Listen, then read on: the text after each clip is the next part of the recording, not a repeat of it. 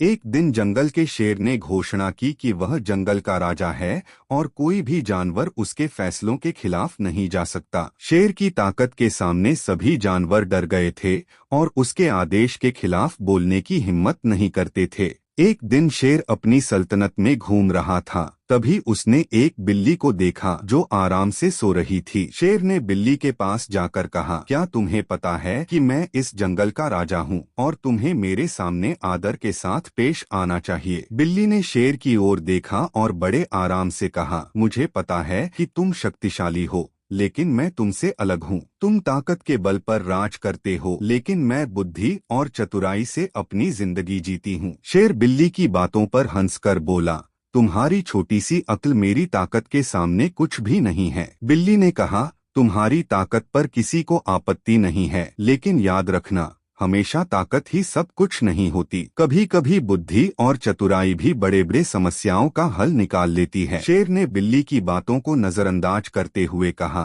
तुम छोटे जानवर मेरी ताकत का अंदाजा नहीं लगा सकते, लेकिन तुम देखोगी कि मैं हमेशा सफल रहूंगा। कुछ दिनों बाद शेर को एक मुश्किल स्थिति का सामना करना पड़ा, जब वह शिकार की तलाश में एक जाल में फंस गया। शेर अपनी ताकत के बावजूद जाल से बाहर नहीं निकल सका। उसी समय बिल्ली आई और अपनी चतुराई से शेर को जाल से आजाद कर दिया।